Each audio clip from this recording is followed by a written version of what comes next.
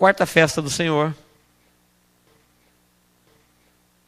Levítico 23, 16 a 17 diz assim: até o dia seguinte, ao 7º sábado, contarei 50 dias. Então oferecereis nova oferta de cereais ao Senhor. Das vossas habitações trarei para a oferta de movimento 2 pães de 2/10 de efa, serão de flor de farinha e levedados se cozerão.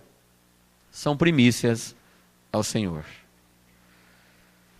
Festa de Pentecoste, também chamado de Festa das Semanas.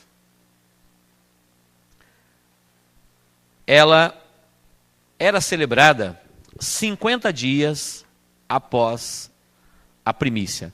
Nós falamos que a Páscoa foi celebrada no dia 14. O cordeiro era separado no 10º dia, no 14º ele era imolado, no 15º dia acontecia pães asmos, do 15º até o 22º dia acontecia a festa dos pães asmos. No 23º dia acontecia a festa das primícias, de um dia só. Essas 3 festas aconteciam na sequência, quase que simultaneamente. Aí o povo voltava para sua casa, contava 50 dias e tinha uma nova e santa convocação. Eles compareciam novamente para celebrar ao Senhor a festa de Pentecostes. Por que festa das semanas? Porque contava 7 semanas, 49 dias. No dia seguinte, 50, era o dia de Pentecostes. Pentecostes é o nome que se originou de 50, penta. Campeão, bi, tri, tetra, penta. Pentecostes, 50. Então, de 50 veio o nome Pentecostes. O que tinha? Aquela perguntinha que nós estamos fazendo nas festas. Como era isso? Era uma celebração que a única coisa que diferenciava dos pães asmos é que nessa o pão tinha que ser comido com fermento. Os pães asmos que teve o seu cumprimento profético em Jesus, eu falei que fermento na linguagem simbólica representa a maldade. Em Jesus não há pecado, não há maldade, então o pão era sem fermento.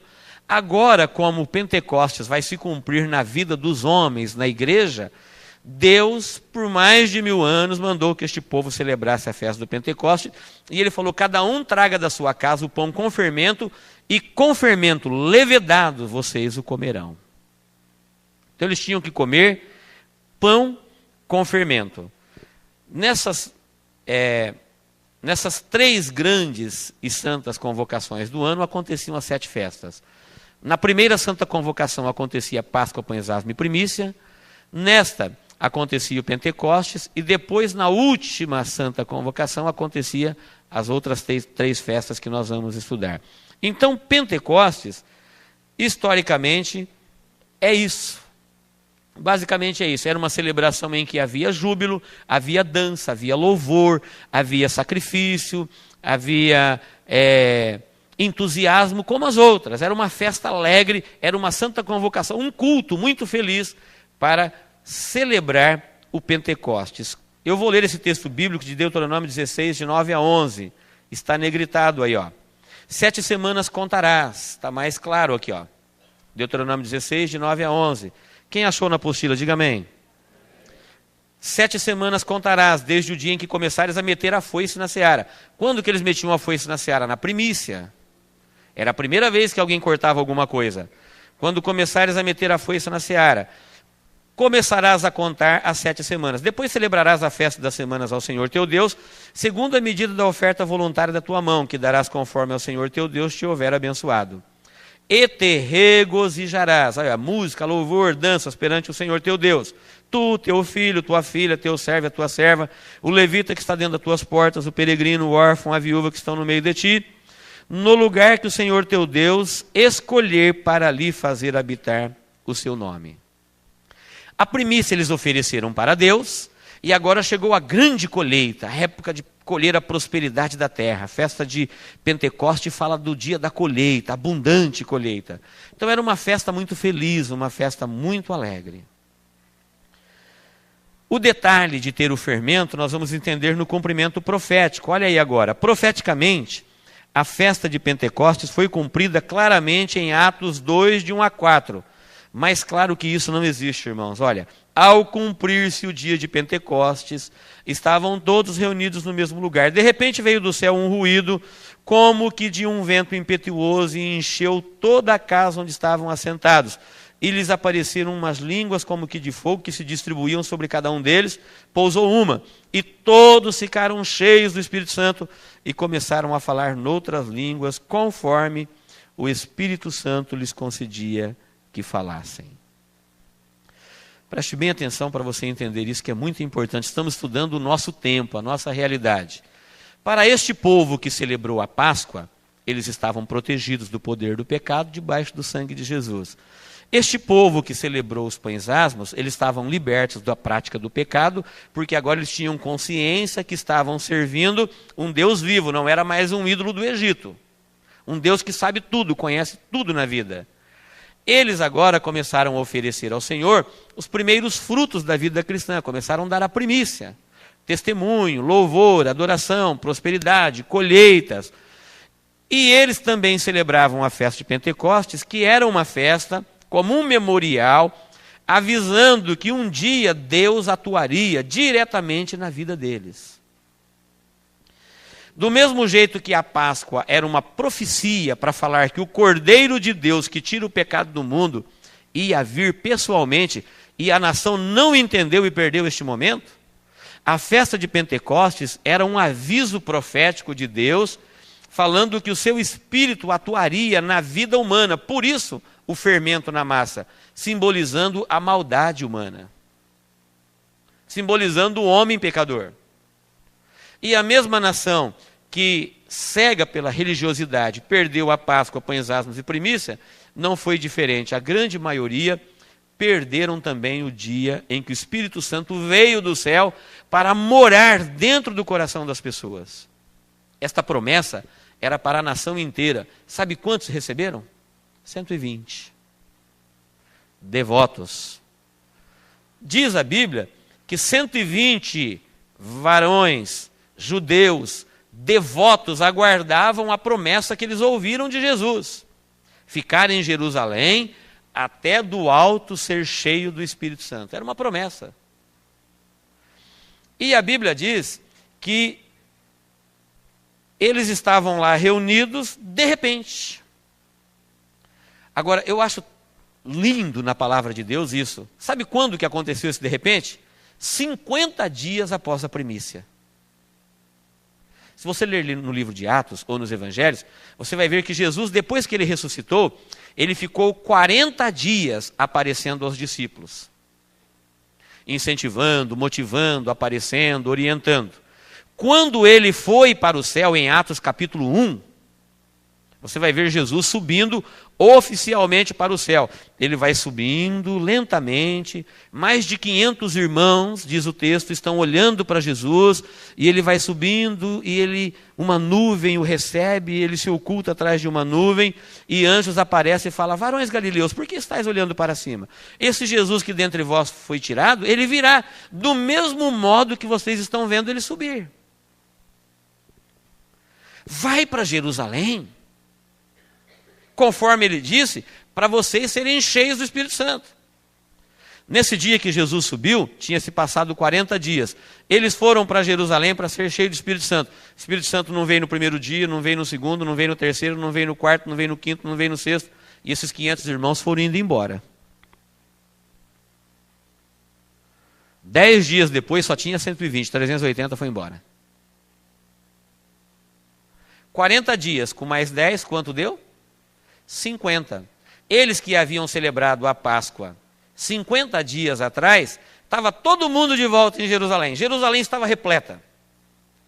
Um monte de gente, um monte de idioma, um monte de gente adoradores, voltaram agora para celebrar a festa de Pentecostes, aquela que Moisés instituiu, que era celebrada 50 dias depois da Páscoa. Jerusalém estava tomada, cheia de gente. De repente, aqueles que estavam no cenáculo, 120, ouviu-se do céu um ruído como que de um vento impetuoso, e aquele ruído encheu a casa, e eles começaram a falar em línguas estranhas. E na cabeça de cada um deles aparecia como que uma tocha de fogo caindo na vida deles. E eles foram tomados de grande gozo, grande alegria e começaram a falar em línguas estranhas. Como Jerusalém estava repleto de gente que falava todos esses idiomas, cada dezena de quilômetros que você anda em uma direção, você já encontra um outro dialeto, um outro idioma. Aquele pessoal viu eles falando em línguas estranhas e ficaram perplexos, dizendo: como é que nós estamos vendo essas pessoas falar na língua em que nós fomos nascidos? E exaltar a Deus. Eles que estavam falando não sabiam o que estava falando, mas aqueles que estavam ouvindo, que estavam ouvindo alguém falar na língua que ele nasceu, a língua materna, entenderam que eles estavam exaltando a Deus em línguas estranhas. Concluíram, eles devem estar bêbados. Neste exato momento, Pedro, cheio do Espírito Santo, falou assim: varões galileus, estes homens não estão bêbados sendo esta hora do dia, conforme vocês estão pensando. Isto é o que foi dito pelo profeta Joel. Veja, Moisés instituiu, Joel interpretou e Pedro entende o tempo do cumprimento profético. Isso que está acontecendo aqui é aquilo que o profeta Joel falou, que nos últimos dias, disse Deus, derramarei do meu espírito sobre toda a carne. Últimos dias não quer dizer últimos dias de 24 horas. O último dia da graça. A Bíblia chama isso daqui de um dia, as dispensações são consideradas dias. Dia da consciência, dia da inocência, dia do governo humano, dia dos patriarcas, dia da lei, dia da graça. Chama o período da grande tribulação de dia da ira, da vingança do Senhor. Milênio também é chamado de o dia da restauração de Israel. Nos últimos dias, ou seja, na última dispensação, derramarei do meu espírito sobre toda a carne. Por que o último dia? Porque no milênio não haverá Espírito Santo para toda a carne. Deus estará tratando com Israel. Para toda a carne é agora na dispensação da graça. Hoje, se você perguntar o que é ser pentecostal, você vai ouvir as mais diferentes interpretações. Tem gente que diz assim: ser pentecostal é ser barulhento. É quando o pregador estiver pregando, você ficar gritando juntamente com ele, glória a Deus e aleluia. Ou então batendo palma, sapateando, enfim. Você vai encontrar algumas definições de pentecostalismo que não têm respaldo bíblico. E eu não estou aqui, Deus me guarde disso, criticando nenhum movimento. Estou analisando com os irmãos que o Pentecostes era uma festa de Israel que passou a ser nossa, assim como a Páscoa é a nossa ceia, Pães Asmo é a nossa consciência de uma vida cristã pura, primícia, os nossos frutos na igreja, as nossas bênçãos, a nossa primícia para Deus, e Pentecoste é o nosso tempo de vivermos cheios do Espírito Santo. Que tristeza, que pena que com o passar do tempo, 2000 anos depois, tem gente entendendo que Pentecoste é uma medalha de pôr no peito e falar: eu fui batizado com o Espírito Santo, falei em língua estranha, por isso eu sou pentecostal. Gente que a sua vida não condiz com uma vida que o Espírito Santo mora lá dentro. Ser pentecostal significa ter consciência que você vive numa época que nunca teve antes e que nunca terá depois, e que esta época é uma época abençoada por Deus. O Espírito Santo está disponível para morar dentro do teu coração. Nunca teve isso antes. É a revelação de Deus dentro da massa que tem fermento. Por isso a igreja é chamada de corpo. Por isso, na ceia, nós participamos do corpo, porque o corpo ele é simbolizado pelo pão. O pão, apesar de ser um, ele é feito por partículas. E o corpo de Deus na terra, hoje, é um povo que ele é pentecostal.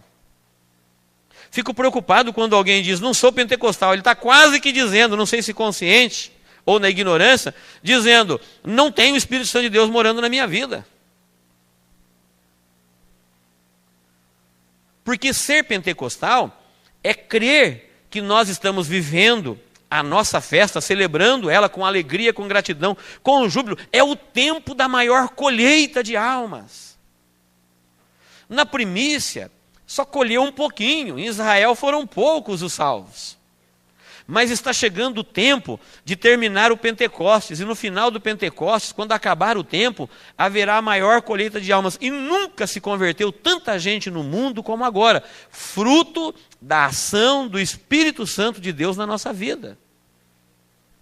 Não pense que você está aqui nesta noite porque você é bom e que você gostou de Deus. Se não fosse o Espírito Santo de Deus na sua vida, você não estaria aqui. Se não fosse o Espírito Santo de Deus na sua vida, você estaria onde está uma pessoa sem o Espírito Santo de Deus. O que nós precisamos entender é que ser pentecostal é ter consciência disso e aproveitar este momento. Eu fico imaginando alguém que vive esta herança religiosa, dizendo, ser pentecostal é porque eu fui batizado há 25 anos atrás com o Espírito Santo. Muito bem. Daqui a pouquinho Jesus vai arrebatar a igreja, eu vou chegar lá no céu, e ele vai perguntar para mim, você foi batizado com o Espírito Santo? Fui. O que você fez com ele? Nada. Nunca dei um testemunho, nunca ganhei uma alma, nunca usei este poder. Ele vai perguntar para mim, a terceira pessoa da Trindade morava na sua vida, caminhava nos teus pés, olhava o mundo com os teus olhos, ouvia o mundo com os teus ouvidos, falava na sua boca. O que você fez com isso? Nada, Senhor. Cada vez que alguém perguntava quem é batizado com o Espírito Santo, eu dizia, graças a Deus eu sou. Farisaísmo. Cadê a ação desse Espírito na vida? Não haverá outro tempo desse. A próxima festa, sabe qual é? Trombeta. Sabe o que significa? Nós vamos ver já já. Arrebatamento da igreja. Acabou. Terminou o tempo do Espírito Santo estar disponível para todas as nações da terra. A grande colheita de alma vai acontecer porque o anjo vai tocar a trombeta e diz Paulo, os mortos ressuscitarão em Cristo, os vivos serão transformados. E Deus já recolheu todas as almas que era dele, vai ficar só o rabisco da colheita no mundo. Haverá fome de Deus, sede de Deus, desespero de Deus, e ninguém vai achar Deus na terra. Queridos, para nós encerrarmos a festa do Pentecostes, eu entendo que nós precisamos olhar diligentemente para a palavra do Senhor e não nos perdermos com a nossa teologia ao longo do tempo. A herança tradicional fez com que muitas pessoas perdessem o melhor momento de Deus na sua vida, o Espírito Santo disponível. E a cegueira religiosa, que é os chamados neopentecostais, que vivem de movimentos sem ação do Espírito Santo na vida, é muita gente que se diz ser cheia do Espírito Santo, batizada com o Espírito Santo, mas quando você procura a ação do Espírito Santo de Deus na vida deles, não tem. Não adianta falar só em línguas estranhas. Falar em línguas estranhas é a evidência inicial. Então vamos para a Bíblia. Aqueles 120 homens, se eles fizessem como muitos cristãos que são batizados com o Espírito Santo fazem hoje, o evangelho teria morrido lá na Palestina.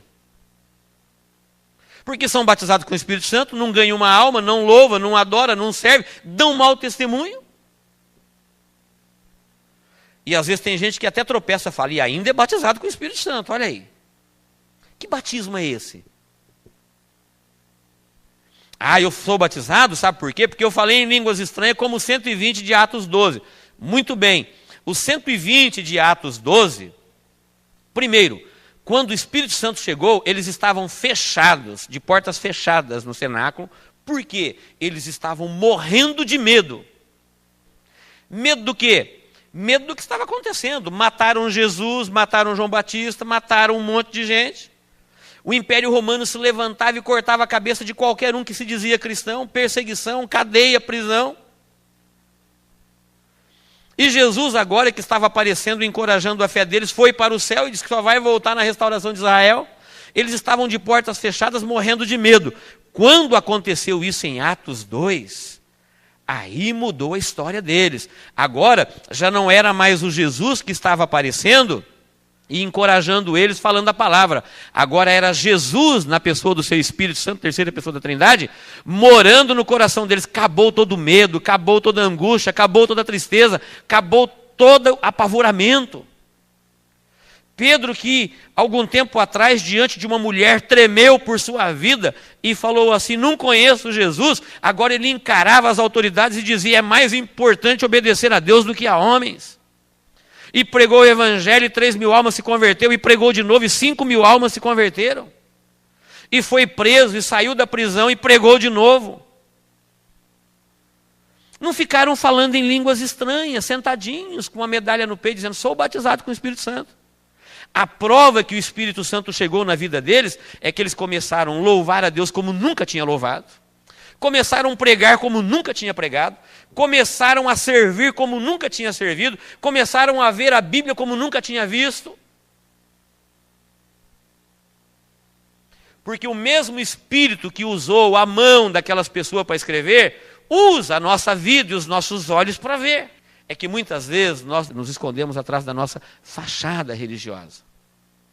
Ser pentecostal é dizer para Deus que você tem consciência que nós estamos vivendo neste tempo, que o poder do pecado acabou na minha vida, que a prática do pecado acabou na minha vida, eu me comprometi com Deus, não me interessa com mais nada que tem no mundo, disse adeus ao Egito para nunca mais voltar, não gosto dos seus ídolos, não gosto da sua música, não gosto dos seus cantores, não gosto de nada que é do diabo, estou comprometido com Deus, eu estou em outro reino dos céus.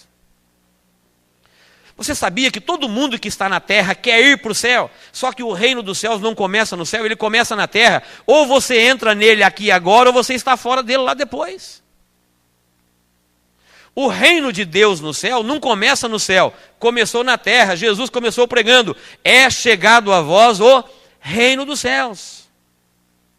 João Batista já tinha pregado a mesma mensagem. Ou nós entramos nele agora, já,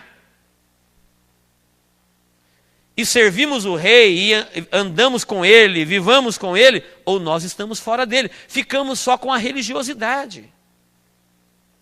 Ser pentecostal é dizer para Deus: Senhor, creio que é o meu tempo. Não preciso ir atrás de profeta. Vou atrás de profeta para quê? Se ele falar cheio do Espírito Santo, ele vai falar na mesma unção do Espírito Santo que habita no meu coração. Não precisa ir atrás de poder sobrenatural. A Bíblia não disse: vocês seguirão os sinais. Ela disse: a partir de agora, os sinais seguirão os que crerem. Se você é alguém que crê, não precisa andar atrás de milagres. Os milagres acompanharão a tua vida. A tua vida já é um milagre. E tudo que vai acontecer nela será um milagre da parte de Deus. É só crer, obedecer, porque o Espírito Santo não é mais como Jesus agora, encontrado em Jerusalém. Jesus disse: se eu não for, o Espírito Santo não virá. Eu tenho que ir, porque quando eu for, ele virá. Jesus entendeu que se ele ficasse como homem, ele seria limitado. Se ele estivesse aqui, ele não estaria ali na escola com as crianças. Não estaria ali na outra igreja, nem na outra. Como homem, ele era limitado. Podia estar num lugar só. Ele falou: agora, quando eu for e o Espírito Santo vier, ele estará para sempre convosco. Queridos, que privilégio nosso. Daqui a pouquinho nós vamos falar amém. E o Espírito Santo vai com você de carro para casa. Ele vai com você de a pé para casa. Ele vai com você de bicicleta para casa, de moto. O Espírito Santo anda de bicicleta, ele anda de a pé, ele anda de carro.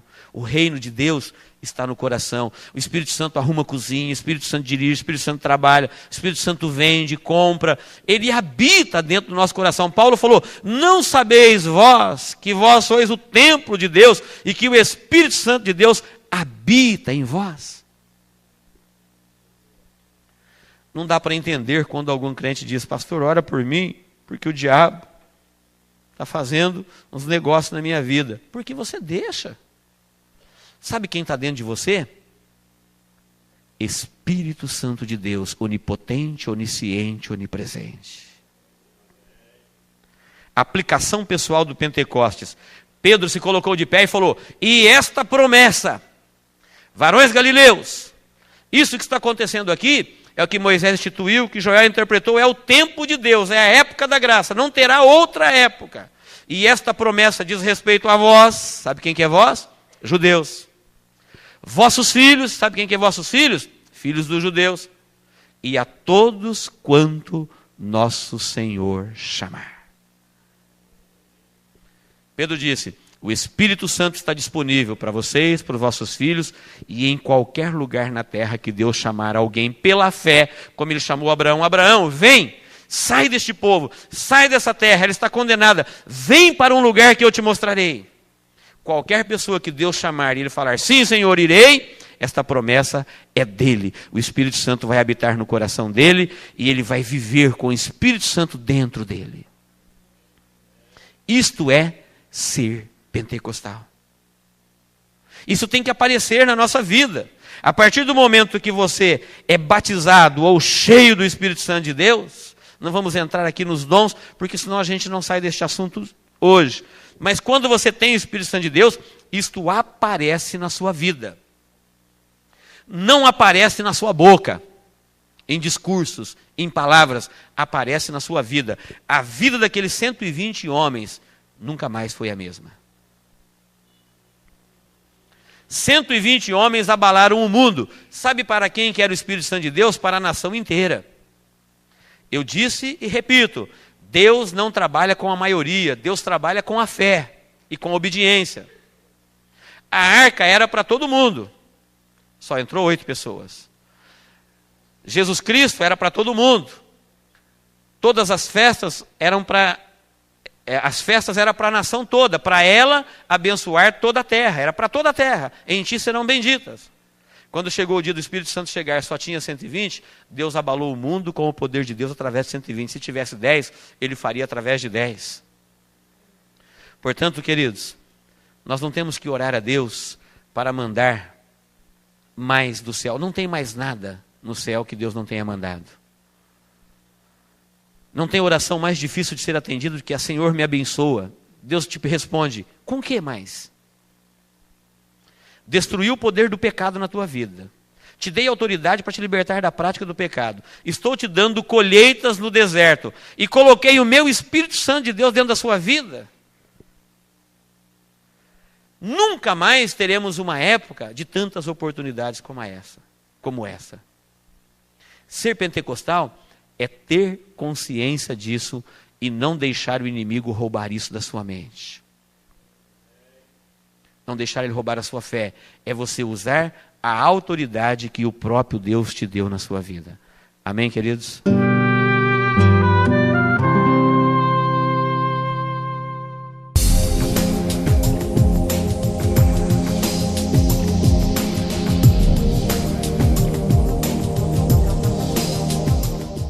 Na quinta dispensação, nós encontramos novamente um dever, um sinal, uma promessa, uma desobediência e um juízo na dispensação da lei.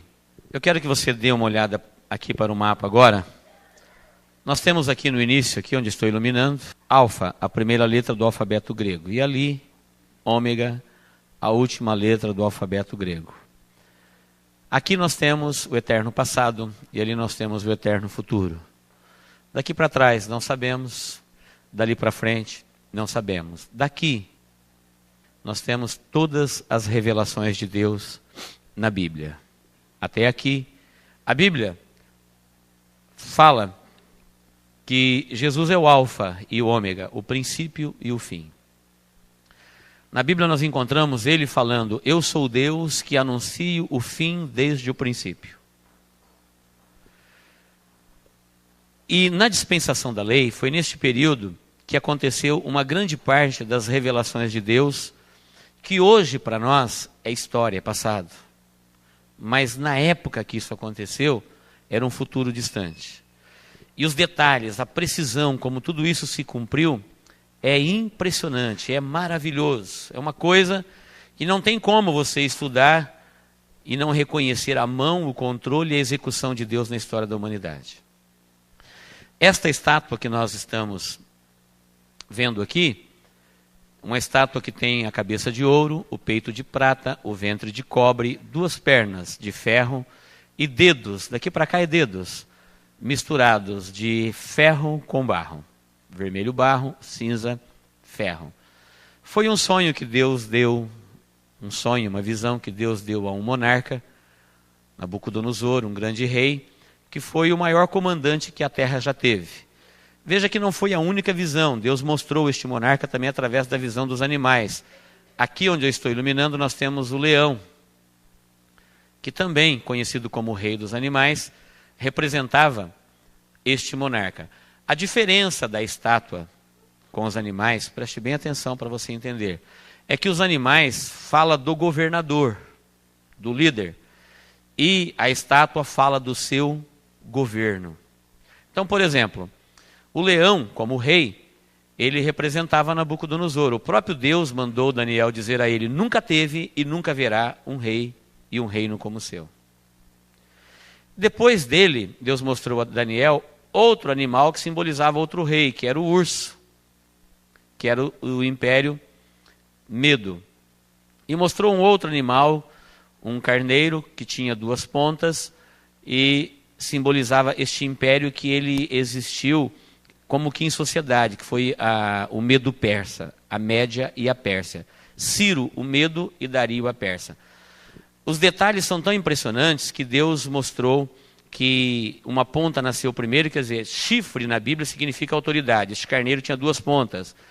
A ponta que nasceu primeiro, ela ficou menor, e a que nasceu por último, ela ficou maior. Por quê? Quando os medos e os persas destruíram o Império Babilônico, Dario, que foi um rei mais fraco do que Ciro, governou. Foi a ponta que nasceu primeiro. Porque Ciro estava ainda em guerra, no campo, em campanhas de batalha. Mas quando ele voltou, ele foi um reino mais forte. Esses detalhes estão na Bíblia. Fala. E a ponta que nasceu por último ficou maior do que a primeira. Depois nós encontramos aparecendo um leopardo. Leopardo simboliza Alexandre, porque depois da Média e da Pérsia, a Grécia dominou o mundo. Estamos falando de impérios mundiais. Quando Deus deu essa visão para Daniel, ele falou: Daniel, 5 governos estão determinados sobre a terra. 5 impérios. E mostrou eles, tanto na vida dos seus imperadores, como no reino político que eles estavam reinando. Alexandre foi mostrado como um leopardo devido à sua velocidade, porque ele conquistou o mundo muito rápido. E ele foi mostrado também através de um animal que tinha uma ponta, um bode que tinha uma ponta, que seja, uma ponta enorme, um chifre, quer dizer, grande, muita autoridade. Alexandre, leopardo fala da velocidade com que ele conquistou o mundo. A ponta, o bode que tinha o chifre grande, fala da autoridade que ele tinha. Ele era soberano, ele era sozinho, ele era um conquistador, um imperador. Mas a Bíblia fala que aquela ponta foi quebrada e nasceram 4 pontas, olha aqui. Por quê? Alexandre morreu novo, todo mundo sabe disso, está na história, e o seu império foi dividido em 4 generais. Quebrou a ponta e nasceram 4 pontas. Quebrou a ponta grande, a grande autoridade. Temos aqui até a divisão, que foi Egito, Síria, Macedônia e Troade. Os 4 generais de Alexandre assumiram o seu império. Depois de Alexandre, a Bíblia, Deus revelou a Daniel e também em Apocalipse, que na visão de um animal, que nós não temos um nome, fala um animal terrível e espantoso, que é o Império Romano, que foi o império que veio depois da Grécia. Então aqui nós temos a vida dos reis, e aqui nós temos os seus reinos. Então, assim como o ouro é mais nobre, mais caro do que a prata, nunca mais teve um governo como o babilônico, é a cabeça de ouro. Tanto é que esse aqui já era mais fraco, já tinha 2, Medo e Persa, Dario e Ciro. Já era um reino mais fraco. Nabucodonosor não, quem ele mandava matar morria, quem ele mandava viver, vivia, ele era soberano. Deus disse, nunca teve e nunca haverá. Depois, nós já temos o Império da Grécia, que Alexandre morreu cedo e seus 4 generais. Já não era mais 2 governantes, mas sim 4. Veja que a autoridade vai se dividindo. O reino vai enfraquecendo. O homem, politicamente, está se degenerando até chegar ao milênio, que é a pedra sem auxílio de mãos que veio do céu.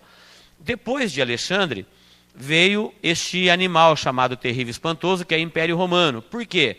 O Império Romano foi o mais sanguinário de todos, o mais terrível, o mais devastador. Então, na visão, o que foi visto foi um animal terrível e espantoso.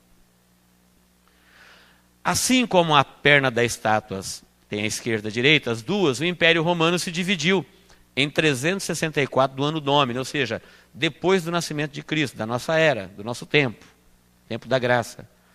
depois de Cristo. No ano 364 o império se dividiu e Deus revelou que a última forma de governo organizado, este governo humano que Deus mandou o homem se organizar e governar a terra, e que nenhuma nação procurou a Deus, então ele fez uma nação para ele e começou a falar com essa nação. E daqui para frente nós encontramos Deus através da festa falando com o seu povo. Mas as dispensações são revelações à humanidade. Quando Deus revelou isso para Daniel, estava acontecendo, iniciando o Império Babilônico. Tudo isso daqui, gente, era futuro. A Média e a Pérsia não existiam, a Grécia também não, Roma também não, e esta confederação de nação também não. Isso hoje para nós é passado. Se cumpriu milimetricamente, milagrosamente. Está aí o comportamento político das nações, Deus revelando o fim desde o princípio. Roma nunca deixou de existir e existirá até o fim. Tanto é que depois da divisão, ela foi se enfraquecendo. O Império Romano hoje ainda é um império. Porém, ele foi se enfraquecendo. E nos últimos dias, o último governo que existiria, junto com o período da graça, olha aqui a igreja aqui, ó. Porque a grande tribulação, tudo isso daqui, gente, onde eu estou iluminando aqui, ó, é uma dispensação só. É que tem muita informação e ocupa todo esse espaço. Mas todo esse império político aqui, ele está acontecendo aqui, ó, nesse período aqui, ó. O último governo político que vai existir na Terra, a autoridade política dada ao homem e o governo humano, será uma confederação de nações, representado pelos dedos da estátua. E assim como os pés da estátua têm os seus dedos e os dois pés, e eles eram misturados ferro com barro. Ferro representa o regime autoritário, o capitalismo, o regime do homem governando sozinho com braço de ferro. E o barro, o homem é feito do barro, o barro é feito de partículas, representa a democracia. Do mesmo jeito que o barro e o ferro não se ligam, na interpretação Deus disse, vai assim até o fim. Ou seja, o mundo não vai terminar nem comunista, nem capitalista e nem democrático. Essas manifestações de ferro e de barro vai até o fim. Assim termina o governo dos homens na terra. Nunca teve tantas manifestações no mundo como tem hoje. Na Europa, na América, em todas as Américas, em todos os países. É a democracia tentando se impor, é o capitalismo tentando se manter. E Deus viu isso lá, muitos anos, mais quase 1000 anos antes de tudo isso começar a acontecer. E revelou. Se pegarmos o tempo de Daniel até Cristo até hoje, o que estamos vivendo hoje tem quase 3000 anos de antecedência, foi revelado antes. E Deus disse, no fim será assim. O mundo não termina nem democrático e nem capitalista. Vai acontecer de a Terra experimentar essas manifestações, e é neste governo político que nós entendemos que é o mercado comum europeu, porque o euro já é assinado no mundo todo como a Europa unida como a potência mundial existente. Até pouco tempo atrás, na Guerra Fria, se falava em Rússia e Estados Unidos. Hoje os dois países estão quebrados, afundados nos seus problemas, enquanto que a Europa unificada cresce, se enriquece, o euro começa a conquistar o mundo, e a Europa nada mais é do que uma confederação de nações que tem tudo isso daqui, olha, capitalismo, democracia, um pouco de tudo. Neste governo, este é o último, neste governo Jesus Cristo volta para implantar o milênio. E quando ele voltar, já faz 7 anos que a igreja foi arrebatada. Então veja bem, nós já vivemos num governo que Cristo voltará para implantar o milênio. Ele não disse que vai voltar no último dia desse governo, disse que neste reino ele volta. A profecia fala que a pedra que veio dos céus, cortada sem auxílio de mãos, bateu na estátua nos pés. Não foi na cabeça, nem no peito, nem nas pernas. Bateu na estátua nos pés e ela se esfarelou e virou um grande monturo, um monte de entulho. E a pedra cresceu e virou um alto monte. É Deus desfazendo com os reinos da terra, deixando claro para a humanidade que em todas as formas de governo e por todo este tempo, o homem não governou para Deus e nem para se encontrar com Deus. E ele implantará o seu reino chamado o milênio na terra. Então, nós temos aqui a derrocada das nações. Estamos caminhando para isso. Qualquer pessoa aprende isso na escola. Ele só não sabe que a Bíblia disse isso com antecedência. Assim, queridos, nós temos aqui a revelação do tempo dos gentios. Lucas 21 e 24, Mateus 24 e 27. O que é tempo dos gentios? É o tempo em que Deus deixou os gentios governar a terra. Aqui, o governo humano foi dado a um povo que não era nem gentio nem judeu. Por quê? O que faz uma nação ser gentia ou judaica é se ela é descendente de Abraão ou não. Abraão não existia, logo o governo humano ele era um governo descendente do Éden, do dilúvio. Então o povo de Deus tinha, num primeiro momento, a autoridade política. Ninguém resistiria os descendentes de Abraão se eles obedecessem a Deus. Eles teriam autoridade política e autoridade espiritual. O governo na terra, ou seja, o governo, a política da terra, foi dada para o homem. E o homem de Deus, o homem que falava com Deus. Como Israel pecou, o governo político passou aos gentios. Então, Nabucodonosor não era um cristão. Muito menos Ciro, muito menos Dario, muito menos Alexandre, e muito menos o Império Romano, e muito menos o mercado comum europeu hoje. A Europa hoje está fria espiritualmente mais do que nunca. Estão confiando na sua prosperidade, e o seu grande ideal de vida, lá o seu sonho de vida, é o consumismo. Só se pensa em ganhar e em ganhar. Então, o tempo dos gentios está acabando, porque Nabucodonosor foi o primeiro e a confederação de nações será a última. Aqui, Israel perdeu a autoridade política. Aqui, em Atos capítulo 2, quando o Espírito Santo, que era para Israel, veio para a igreja, que somos descendentes de gentios, Israel perdeu a autoridade espiritual. Cumpriu-se então a plenitude dos tempos dos gentios. Tempo dos gentios é quando os gentios começaram a reinar politicamente. Plenitude do tempo dos gentios é quando os gentios começaram a reinar espiritualmente.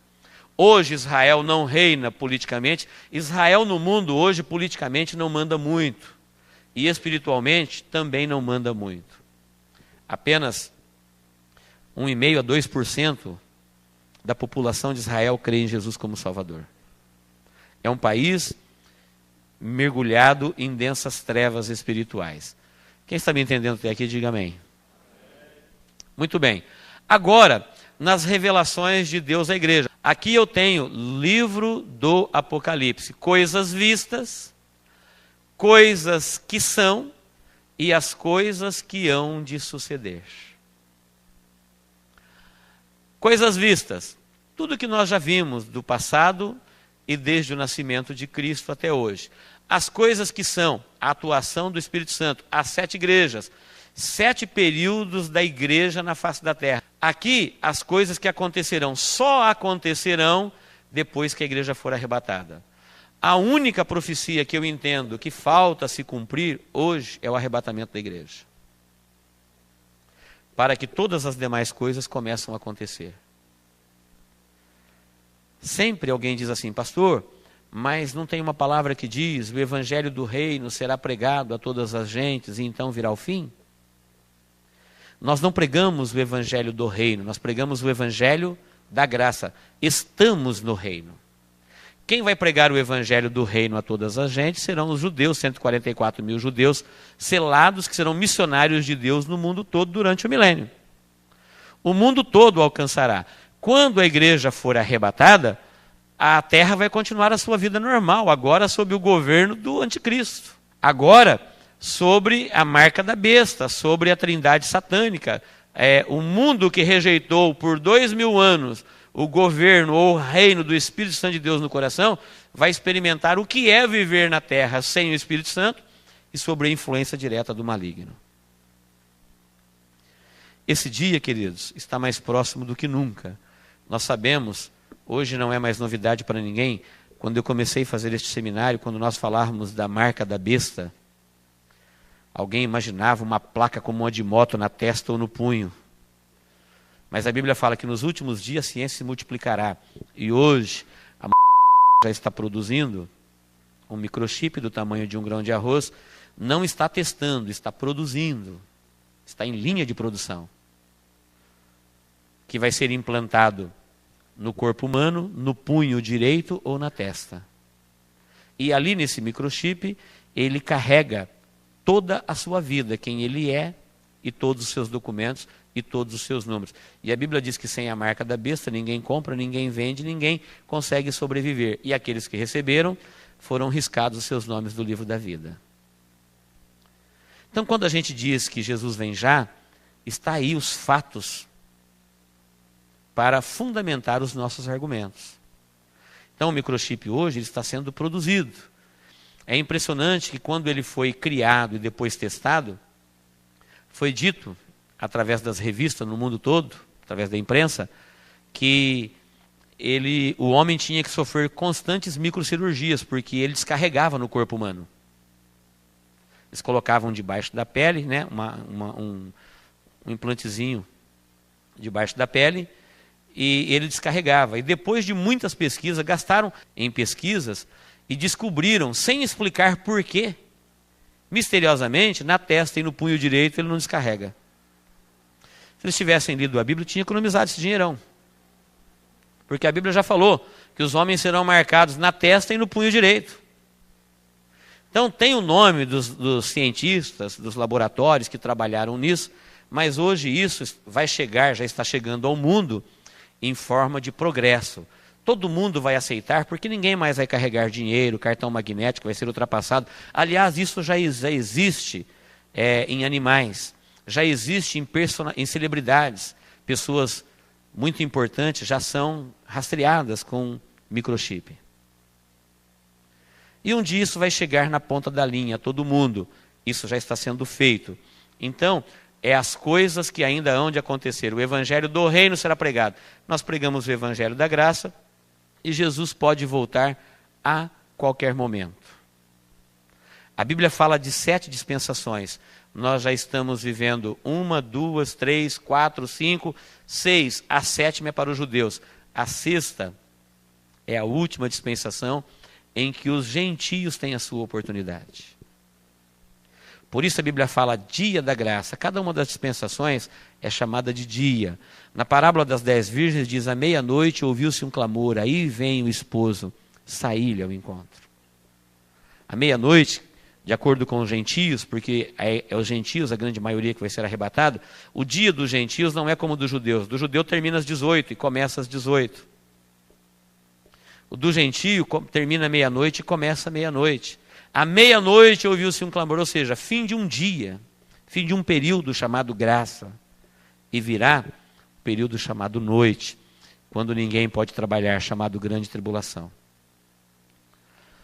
Em todas as direções que você olha para o plano de Deus, aponta para o arrebatamento da igreja a qualquer momento. A Bíblia fala, para o Senhor 1000 anos é como um dia, e um dia é como 1000 anos. Pedro que falou isso. O Senhor construiu o mundo em 6 dias, e no 7º dia ele descansou. Descansar não quer dizer que estava cansado, quer dizer, cessou de fazer a sua obra. De Adão até Cristo foram 4 milênios. Se um dia é como 1000 anos, 1000 anos é como um dia, 4 milênios são 4 dias. De Jesus até agora, a cronologia não é exata, muita gente mexeu nesse calendário, provavelmente nós estamos atrasados 5 anos, mas de Jesus até hoje, já foram 2 milênios, mais 2 dias, 6 dias. Estamos no finalzinho do dia 6, e o dia 7º é o milênio dos judeus. Está acabando o tempo dos gentios. Tem uma profecia em Oséias, a respeito de Israel, falando assim, o Senhor nos despedaçou, mas depois de 2 dias nos restaurará. Quando a igreja for arrebatada, Deus vai começar a curar Israel novamente. 2 dias. O homem que foi recolhido pelo bom samaritano e colocado na estalagem, um símbolo da igreja, deixou com ele 2 dinheiros e disse: cuida dele, tudo te pagarei quando voltar. Esta profecia de Oséias, o Senhor nos despedaçou. Despedaçou aqui, no início da igreja. Depois de 2 dias nos restaurará. Israel será restaurado aqui, quando a igreja for arrebatada. Na grande tribulação, Israel já começa a se concentrar na sua terra. E no milênio, quando Jesus voltar com a igreja que ele arrebatou, Israel reinará com Cristo por 1000 anos. Olhe para mim um pouquinho só aqui no mapa. Governo humano, patriarcal, agora lei. O que quer dizer lei? Lei é aquilo que é legal, aquilo que tem poder, que tem autoridade. Existe alguém que dá autoridade à lei. Na democracia, ela vem do povo e para o povo. Na teocracia, ela vem de Deus e para o povo de Deus. Teologia, Deus, teocracia, Deus no comando dos homens. Então, quando Deus deu a lei, o regime que Deus queria implantar na terra era a teocracia. Deus faria lei. Para que o homem pudesse não desobedecer a lei de Deus e se encontrar com Deus, aguardando o Salvador. Olha como isso é impressionante. O homem consciente, governo humano, nasce as nações, Deus faz uma nação e dá a ela a lei, porque o Salvador estava para chegar. Deus dá a lei para o homem saber o que Deus quer, o que pode e o que não pode. Porque existe muita coisa que pode e não pode na terra, e se eu te perguntar, pode por quê? Não pode por quê? Então tem muita coisa que o homem vai falar pode, que Deus disse não pode. E tem muita coisa que o homem diz não pode, e Deus disse pode. Quem é que manda afinal na terra? Quem é que pode dizer não ou sim? Senão quem tem autoridade. E a autoridade na terra, Deus nunca deu a autoridade dele para ninguém. Ele deu a autoridade na terra para o homem governar a terra. Mas a autoridade de Deus, ela está em Deus e nas pessoas de Deus. E ele tem poder para dar e tirar. Autoridade é uma palavra que vem de autor mais idade. Quem que é o autor da terra? Deus. Quem que é o eterno, mais antigo? Deus. Ele é a autoridade. Então ele pode falar o que é legal e o que não é legal. Por que ele deu a lei? Muita gente se perde aqui porque fala, pastor, nunca ninguém foi salvo pela lei. Se ninguém nunca foi salvo pela lei, por que Deus deu a lei? Se ninguém poderia cumprir a lei, por que Deus deu? A lei não veio para salvar o homem do pecado. Ela veio para revelar ao homem o seu pecado. Porque sem a lei, o ser humano nem tem consciência que é pecador. Você nunca falou de Jesus para alguém que ele te respondeu assim? Jesus quer te salvar, ele fala, salvar do quê? Aceita Jesus para você ser salvo, ele fala, do quê? Já sou salvo. Já tenho Deus. Você vê que aquela mente está tão longe que não dá nem para conversar. Aquela pessoa está tão distante da realidade que não tem nem como você falar das coisas de Deus para ele. É assim que o homem estava. Por isso Deus, o sábio Deus, começou a planejar e executar a salvação do homem como um professor que quer ensinar matemática para um menino do primário, para uma criança do primário, e começa mostrando sombras, tipos, figuras, para ensinar a complicada matemática. O aluno está pensando que é uma maçã mais uma, mas o professor sabe que é uma operação de matemática.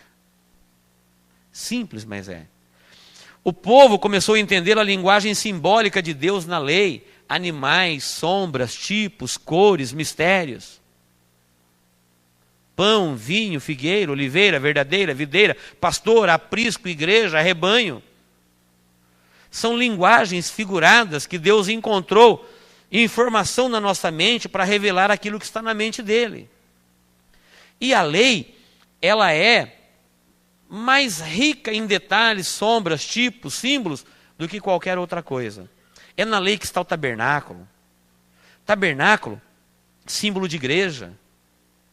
É no tabernáculo que nós temos as cores, o culto, o sacrifício, o perdão, a intercessão, o sangue. Nós temos no tabernáculo o altar do holocausto, a pia, a mesa dos pães, o candeeiro, o lugar santíssimo, o lugar santo. E tudo isso tem um significado muito profundo nos céus e Deus revelando o céu para a nossa vida. Então a lei, ela veio para revelar a nossa necessidade de um Salvador e não para nos salvar. Exemplo, o povo estava no pé do monte, Moisés subiu no monte Sinai e Deus deu a lei.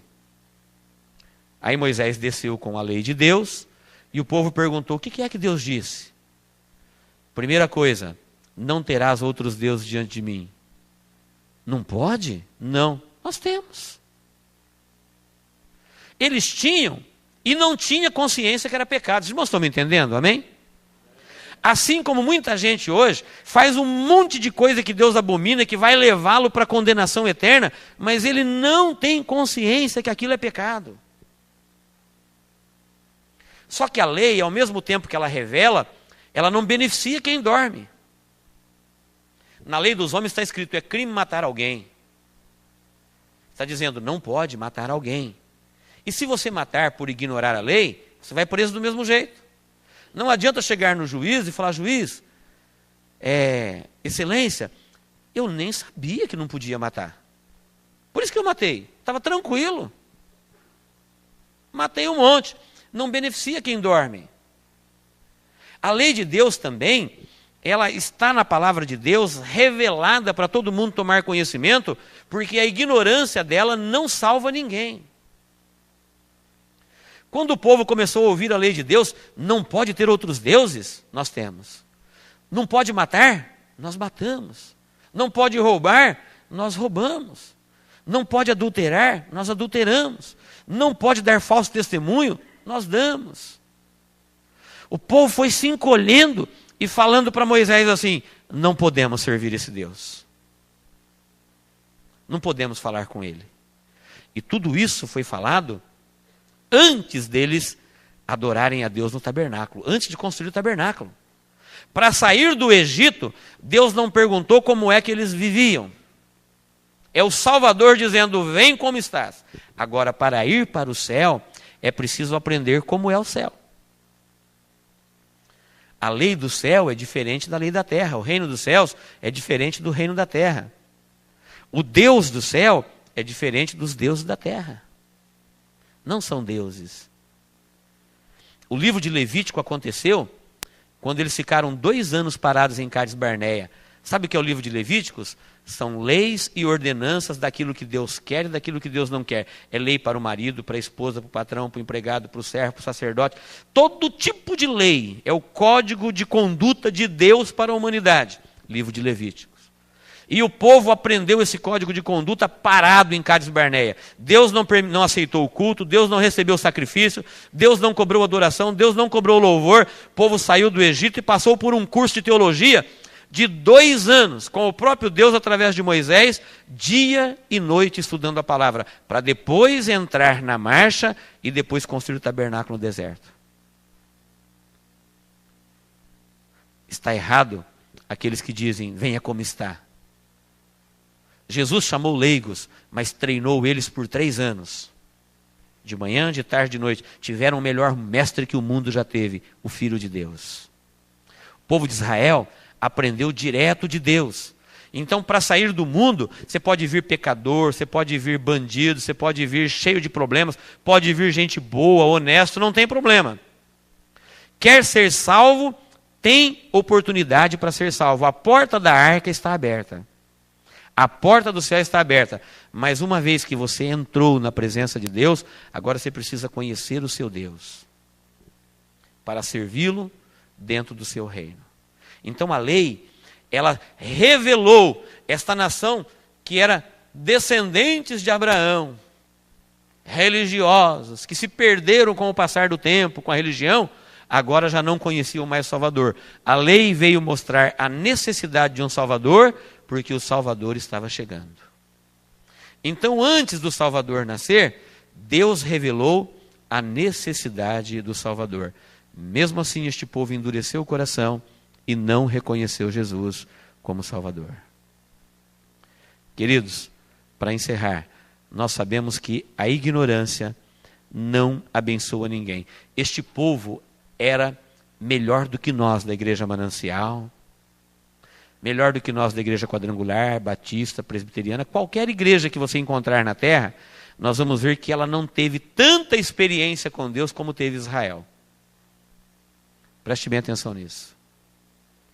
Este povo chamado Israel recebeu revelação de anjos, receberam os grandes patriarcas, receberam os grandes profetas, andaram em suas ruas, pregaram nos seus templos, aconselharam seus pais.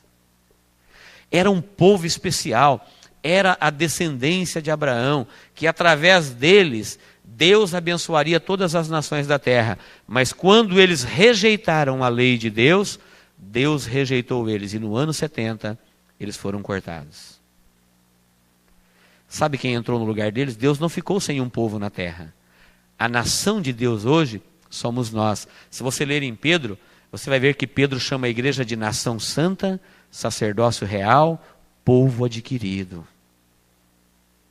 Nós estamos no lugar de Israel. Ou seja, a lei de Deus é para o nosso coração, para você entender que você é pecador e precisa do sangue do Cordeiro para te remir do pecado, aprender a viver no reino, e através da tua vida Deus quer abençoar todas as nações.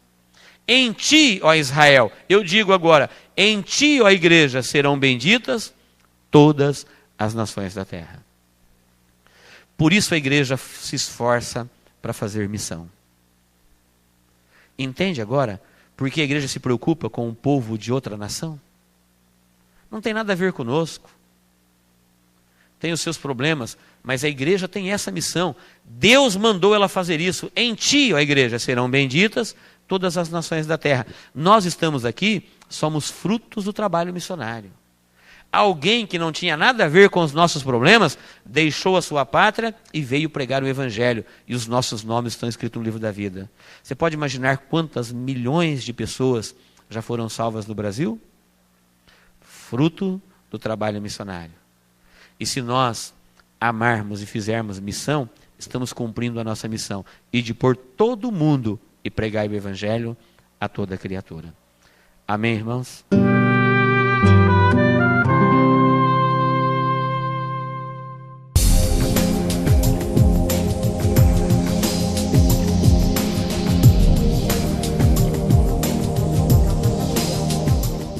A sexta dispensação, vamos ver primeiro a dispensação, depois a festa. Nós temos um dever para os gentios, crer no Senhor Jesus Cristo. Para os judeus, arrependei-vos. Para a igreja, nenhum. Então, para a igreja não tem dever. Qual é o grande objetivo de um dever em uma dispensação? É a pessoa cumprir com o seu dever e reatar a sua comunhão com Deus. A igreja, entende-se que ela já cumpriu com o seu dever. Então, para os gentios, o dever é se tornar igreja. Para a igreja, ela já está dentro do propósito. Para os judeus, é arrepender. O sinal da nossa dispensação. Qual é o sinal de que Deus está agindo? O Espírito Santo. A Bíblia diz, não entristeçais o Espírito Santo de Deus, pelo qual estáis selados. Selo quer dizer certificado de propriedade. Você tem dono para o dia da vossa redenção. Quem tem ouvidos para ouvir, ouça o quê? O que o Espírito diz à igreja. A promessa, qual é a promessa para a nossa dispensação? A sua volta, virei outra vez. A desobediência, nem todo mundo acredita nisso, como não acreditaram na mensagem de Noé. O juízo, eles entrarão no mais terrível juízo já profetizado na Bíblia, para o ser humano, que é a grande tribulação. Então, queridos, a sexta dispensação é a dispensação da igreja. Preste bem atenção para você entender alguns detalhes que traz muita luz, faz sentido neste conhecimento bíblico. A igreja, a palavra igreja vem do grego, eclésia, que quer dizer tirados para fora. Abraão foi tirado da sua parentela e deu origem a Israel. Abraão creu e nasceu Israel. A igreja também é um povo tirados para fora. Igreja, tirados para fora. Da onde? Do mundo. Deus tirou da sua parentela Abraão e fez uma nação para ele. Esta nação rebelou-se, não cumpriu com a sua missão, passou a sua oportunidade e Deus resolveu fazer outra nação. Só que ele não chamou um outro homem para dar um outro filho. Ele fez agora uma nação de filhos espirituais. Isso, gente, eu não vou falando as referências, porque senão a gente fica muito tempo. Mas isso está exaustivamente fundamentado na Bíblia. Isso é bíblico. Nós somos uma nação que recebemos a herança e nação espiritual, sacerdócio real, povo adquirido, nação santa, geração eleita. Esta nação é a igreja. A igreja, ela é chamada de igreja porque eclésia, tirados para fora. Não quer dizer um nome. A igreja fala a igreja de Jesus, um povo que ele tirou do mundo e que tirou do mundo para um lugar, do mesmo jeito que tirou Israel para o deserto, para servi-lo, para andar com ele, ouvi-lo e viver em comunhão, viver no seu reino. A igreja, ela já existe há 2000 anos. Ela começou com Jesus e terminará por ocasião do arrebatamento. Se você ler as coisas vistas, você vai ver em Apocalipse capítulo 1, do versículo 1 até o 20º, que a visão da igreja, as coisas vistas, é Jesus fundando a igreja, amando a igreja, comprando a igreja com o seu sangue, prometendo o seu Espírito Santo para cuidar da igreja e dizendo que ele levaria a igreja para morar com ele na sua glória. Então, é ele que anda, olha aqui os 7 candeeiros. Ele que anda nos 7 candeeiros, ele que, veja que na festa que nós estudamos, Pentecostes é um povo que tem consciência que tem o Espírito Santo. Um dos símbolos do Espírito Santo na Bíblia é o azeite. O azeite era o que mantinha o candeeiro aceso no tabernáculo. Então o que mantém a igreja viva, luz do mundo, sal da terra, iluminada, é o Espírito Santo. Jesus, na visão que ele passou, a visão de Deus para a humanidade, ele passou isso e começou a andar no meio dos candeeiros, que continua andando através do seu Espírito Santo que anda no meio de 7 candeeiros. As coisas que são, ou seja, a duração da igreja. Nós temos aqui 7 períodos da igreja. Se você ler Apocalipse capítulo 2 e 3, você vai encontrar 7 igrejas locais: Éfeso, Esmirna, Pérgamo, Tiatira, Sardes, Filadélfia e Laodiceia. Essas igrejas eram igrejas locais, existiam, cidades. Só que Deus viu nela condições e situações existentes dentro dela que representavam 7 períodos da igreja na história dela. Então, desde o seu nascimento até o seu final, Deus revelou para a igreja 7 períodos. Olha que interessante, na sua revelação ao mundo, Deus revelou o seu plano divino através de 7 dispensações. E o mundo teve conhecimento, aquilo que estava na mente e no coração de Deus, através das 7 dispensações, 7 pactos, cada um mais abrangente do que o outro. Aqui o homem era consciente, aqui ele era consciente em um governo, aqui Deus disse: farei de você uma grande nação. Aqui Deus veio habitar no meio deles no tabernáculo, e aqui Deus veio morar no meio deles com o seu Espírito Santo no coração. É o máximo, Deus veio até onde tinha que vir, no coração. Nunca espere nada mais de Deus, porque não tem, nem prometido e nem revelado. A graça é o apogeu, é o máximo daquilo que Deus prometeu e está fazendo na humanidade. Se a revelação da dispensação da graça não basta para alguém se salvar, ele será condenado. Não existe nada demais, porque é o próprio Deus dando aquilo que existe de maior, a sua própria pessoa, seu Filho e seu Espírito. Não existe no mundo revelado e conhecido nada maior do que isso. Então Deus não mandou um grande anjo, Deus não mandou um anjo guerreiro, Ele mandou o seu Filho, o seu Espírito. E revelou este período para a igreja em 7 períodos. Por que eu acho importante a gente parar um pouquinho? Para você ver como que a igreja está no seu final.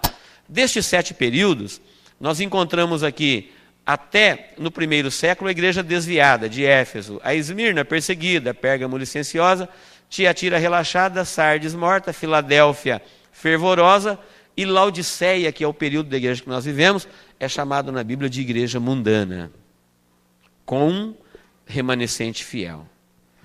Não temos tempo, queridos, para entrar em cada cômodozinho desse daqui. Mas se você pegar essas datas que estão aqui embaixo no mapa, e estudar um pouquinho de história bíblica, e olhar o comportamento da igreja, o que a igreja de Jesus viveu no mundo neste período, você vai ver que a igreja de Éfeso realmente foi uma igreja desviada, abandonou o seu primeiro amor. Ele falou, lembra-te, pois, de onde caíste, arrepende, volta, pratica as primeiras obras. Se você olhar na história, você vai ver que a igreja de Esmirna realmente foi perseguida e a igreja de Pérgamo foi licenciosa. Quando chegou aqui este período, que vai do ano 590 até 1500 e tralalá, 500 e um pouquinho, que é o período da Idade Média, quando os papas sufocaram toda a manifestação cristã, e foi chamado o período de trevas da igreja, 1000 anos de trevas. Teve igreja? Teve, mas não há relato da sua atividade. Foram focos desse incêndio, aqui ou ali, mas a igreja sempre existiu. Só que não há registro, ela não teve como se organizar, porque este animal terrível e espantoso, mostrado por Deus lá na visão de Daniel, ele realmente foi terrível e espantoso. Mandava matar qualquer pessoa que se dizia cristão, mandava matar qualquer pessoa que tinha um exemplar da Bíblia. E a Bíblia foi confiscada, os cristãos presos, mortos, jogados nas arenas para ser comido pelas feras, se tornaram diversão e espetáculo para o mundo. E este animal terrível e espantoso teve o seu apogeu, a sua fúria, a sua força, neste período que vai do século VI até o século XVI, 1000 anos. Quando então nasceu a Reforma, com Martim Lutero, que era um monge romano, que estava pagando uma promessa para arrancar a alma do seu pai, para livrar a alma do seu pai do purgatório, quando se lembrou da palavra, o justo viverá pela fé, e isso impactou a sua vida, se revoltou contra Roma, fixou 92 teses contra o Papa na porta da catedral, foi excomungado de morte, foi caçado, perseguido, mas o Papa não conseguiu matá-lo. Assim, você vai encontrando detalhes da igreja na história dela. E tudo isso, gente, profetizado com antecedência. Não somente as dispensações foram profetizadas com antecedência para o mundo, mas também a nossa existência, a vida da igreja. Ela foi revelada por Deus desde o seu início, a sua existência e o seu final. E tudo isso é passado. Já veio o tempo da igreja de Sardes, que foi a igreja chamada morta, que começou na época dos grandes avivalistas, com Wesley. Se eles foram grandes avivalistas, por que é chamado de igreja morta? Porque o avivamento ficou mais no nome dos grandes avivalistas. A igreja não cresceu muito. A que cresceu foi a seguinte, a igreja chamada de Filadélfia, que foi a igreja fervorosa, missionária, que foi a igreja que veio do grande avivamento, do derramar do Espírito Santo, que começou na América, espalhou para todo mundo e pessoas começaram a ser batizados com o Espírito Santo, exatamente como foi em Atos 2, e aquela mesma chama de Atos 2 ardeu no coração dessas pessoas, há pouco mais de um século atrás, e eles começaram a inflamar o mundo com o poder de Deus, como aconteceu em Atos 2. Muitos estudiosos acreditam que hoje vive simultaneamente, por isso aqui, olha aqui, ó, nesse mapa, todas essas igrejas têm um quadro inteiro, ó. Só esse daqui tem metade. Por quê? Acreditamos que existe hoje um pouco da igreja de Filadélfia e um pouco da igreja de Laodiceia. Elas convivem, vivem juntas. Existe ainda hoje a igreja fervorosa missionária, convivendo junto com a igreja de Laodiceia, que é o último período da igreja, que é a igreja mundana. Sabe qual é a igreja mundana? É aquela que disse para Deus, sou rica, não tenho falta de nada. E Deus disse para ela, você não sabe que você é pobre, cega, miserável, desgraçado e nu. Então a igreja de hoje realmente ela é rica, ela tem grandes templos, ela tem propriedades, ela tem muito dinheiro, falando da igreja como organização. Mas a igreja viva, mesmo a igreja de Jesus, ela continua sem esta riqueza do mundo, ela continua com a riqueza espiritual, ela continua rejeitada. Na época que Jesus pregou debaixo de árvores, tinha templo luxuoso, só que a palavra dele era muito dura, não cabia lá. Na época que Jesus pregou nas ruas, tinha já grandes construções. Poderiam fazer para ele uma igreja de ouro, uma igreja rica, uma grande construção. Só que esses grandes sistemas estão comprometidos com o mundo. E a verdadeira igreja de Jesus acaba vivendo até hoje nas ruas, pregando o seu evangelho aqui ou ali, muitas vezes como nômade, sem grandes propriedades. Como foi no princípio, porque ela não valoriza esse tipo de riqueza, ela valoriza a riqueza celestial. Jesus orientou ela a acumular tesouros no céu. Porque ele disse: lá a ferrugem não corrói, a traça não rói e o ladrão não rouba. Amém, queridos? Olha que interessante, nós estamos vivendo o último período da igreja, a igreja de Laodiceia, não tem outro. Estamos vivendo na última das dispensações. Estamos vivendo no último governo político. Precisa dizer que Jesus vem a qualquer momento? Em Lucas diz que nós devemos levantar os nossos olhos para que esse dia não nos pegue de sobreaviso. Porque nos dias anteriores ao dilúvio, comiam, bebiam, casavam e davam-se em casamento. O que acontece hoje? Mesma coisa. Todo mundo está, cada um cuidando do seu reino. Se você não está trabalhando no reino de Deus, você está trabalhando para o seu. Mesmo que o seu reino seja um reino falido, que só tem um funcionário ou só um adepto, você mesmo, mas é o seu reino, porque você é súdito de quem você serve. Nós não somos servos de quem falamos, nós somos servos de quem servimos. Se você vive a sua vida basicamente em função do trabalho, o trabalho é o seu senhor. Não adianta falar que é Deus. Se a sua vida é vivida basicamente em função do dinheiro, o dinheiro é o seu senhor. Não somos servos de quem falamos, somos servos de quem servimos. Portanto, o reino de Deus, ou você está dentro dele, ou você está construindo um. Fazendo um outro reininho. Cujo rei não é Jesus, porque Jesus não trabalha no meu reino e nem no seu reino. A grande decepção das pessoas hoje é que elas querem que Jesus prospere o seu reino. Senhor, está aqui o meu negocinho, a minha portinha, o meu pé de meia, a minha aposentadoria, o meu dinheirinho, a minha fazendinha, o meu gadinho, a minha empresinha. Ore aí, pastor, para Deus abençoar o meu reino aqui. Todo mundo se decepciona com Deus porque ele tem um reino ou um projeto de reino. E ele quer que Deus prospere o seu reino. Desista. Se você quer ver o seu trabalho prosperar, entre no reino dele, porque ele não vai deixar o dele para construir o teu. Ele disse: o meu reino está no coração das pessoas. Meu reino é dos céus. Então não adianta querer comprá-lo, não adianta seduzi-lo, não adianta orar, não adianta querer mascarar. O reino dele é o reino dele. Agora, se você trabalhar no reino dele, então tudo que você tem, a sua empresa, seu trabalho, seu comércio, seu dinheiro, seu gado, está no reino de Deus. Não precisa nem pedir para ele abençoar. Se está no reino de Deus, será abençoado. Entre com tudo que você tem no reino de Deus e você vai entrar num reino abençoado. Não peça para ele construir o seu, ele está construindo o dele. Amém, queridos?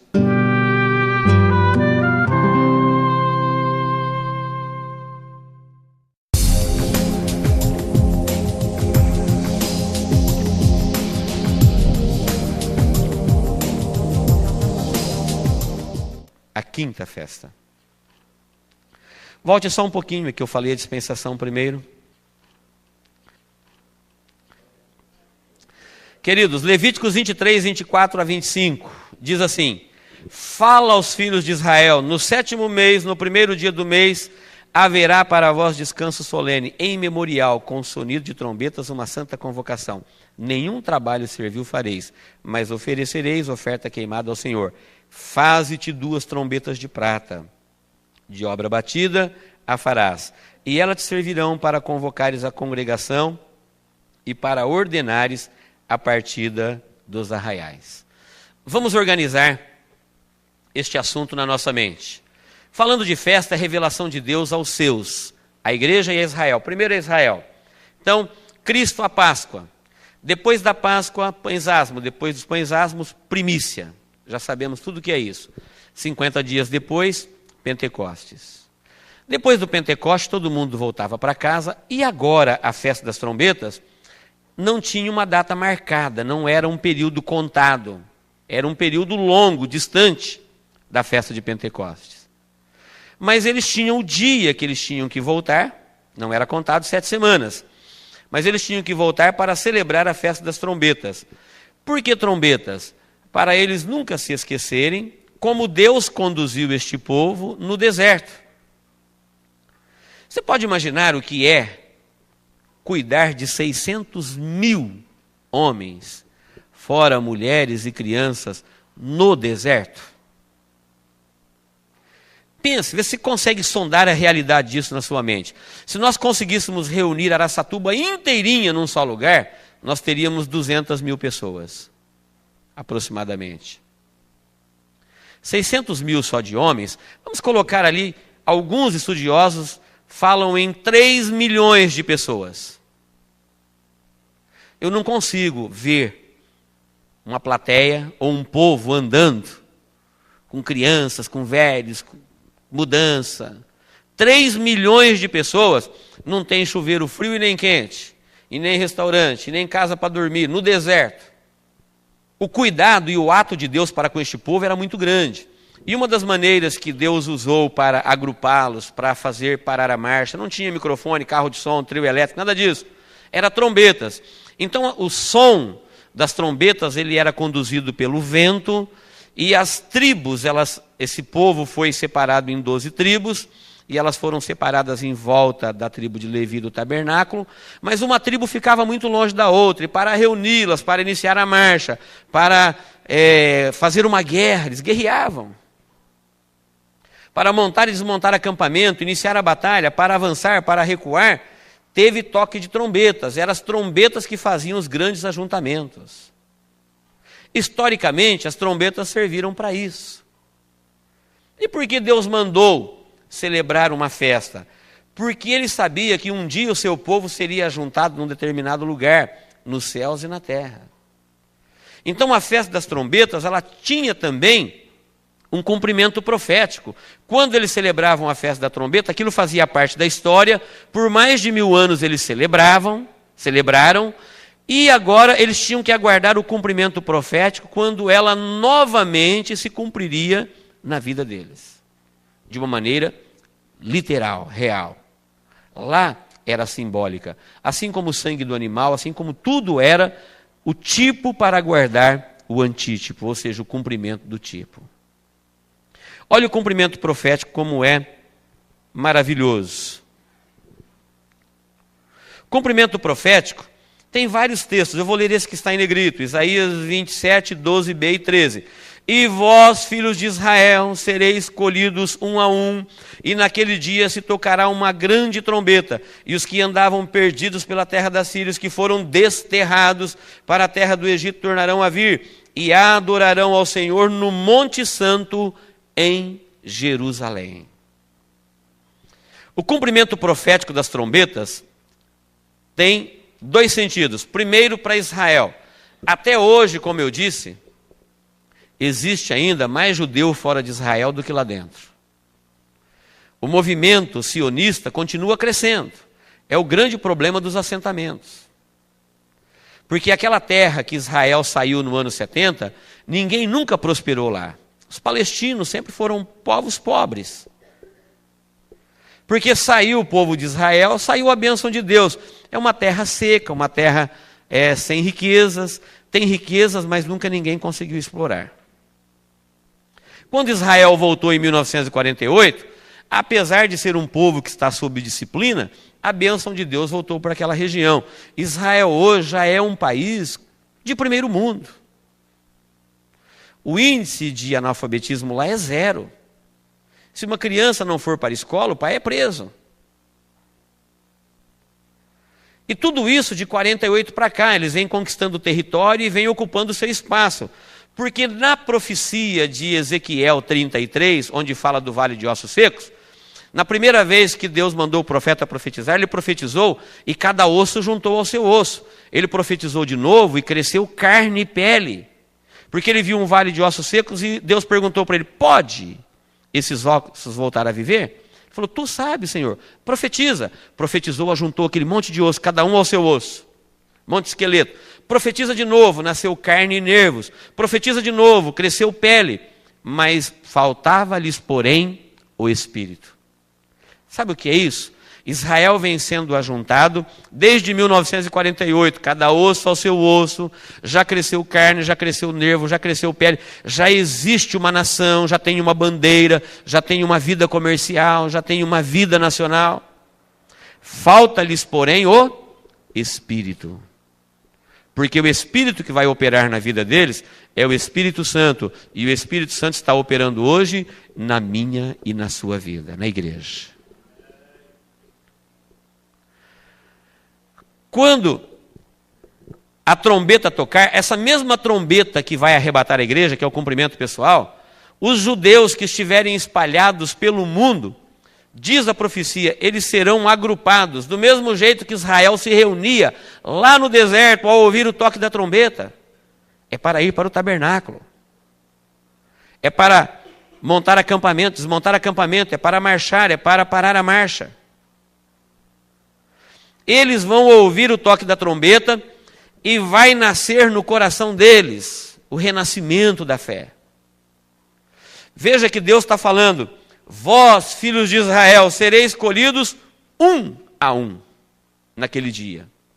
Quando tocar uma grande trombeta, os que andavam perdidos por todas as terras, aqui fala Síria e Egito, porque são as terras distantes da época. E você que estava pelas terras mais distantes, serão colhidos e adorarão ao Senhor no Monte Santo. É por este versículo e por outros que nós acreditamos que Israel volta a sacrificar ao Senhor na grande tribulação.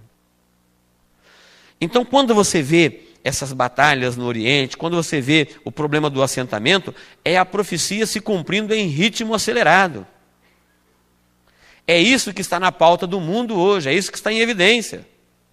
É o problema que existe lá hoje.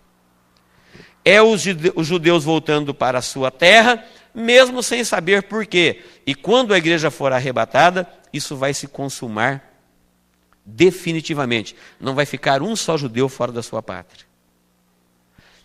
Este é o sentido profético. Então, a partir das trombetas, nós começamos a estudar aquilo que ainda vai acontecer.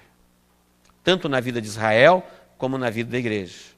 O sentido pessoal é que nós também estamos aguardando o toque da trombeta. Vamos ler o texto.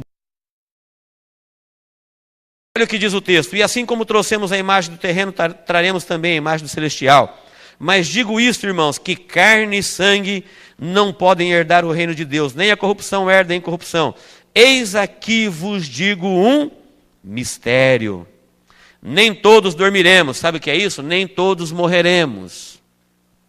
Mas todos seremos transformados no momento, num abrir e fechar de olhos, ao som da última trombeta, porque a trombeta soará e os mortos serão ressuscitados incorruptíveis e nós seremos transformados.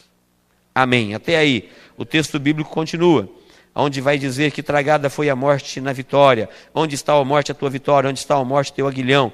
O aguilhão da morte é o pecado. Como o pecado foi vencido na nossa vida pelo Salvador, então terminará aqui o cumprimento profético da igreja. Isso daqui é futuro, a qualquer momento. Falta cumprir esta profecia.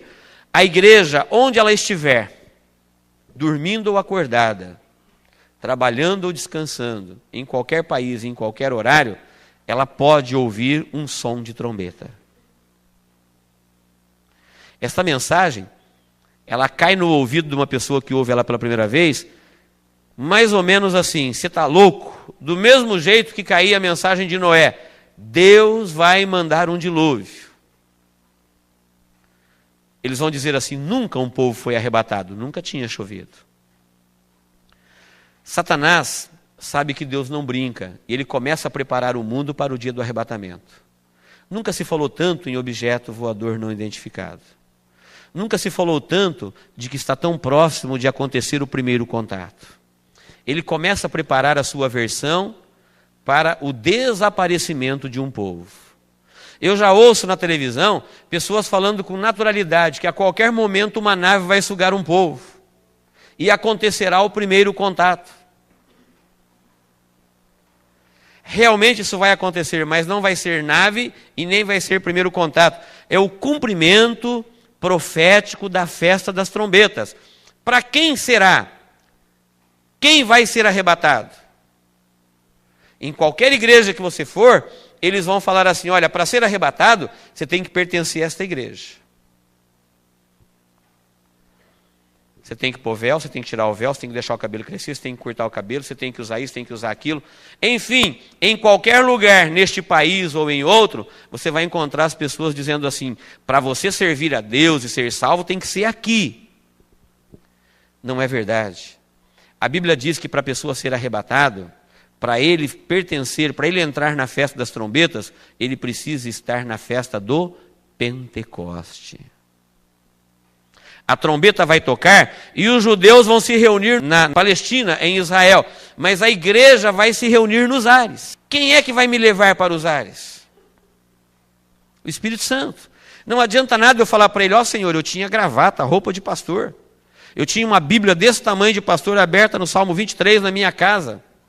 Eu ia na igreja de vez em quando, eu dava oferta, eu dava dízimo. O que vai me levar para encontrar com o Senhor nos ares é o Espírito Santo de Deus. Quem não tem o Espírito Santo de Deus,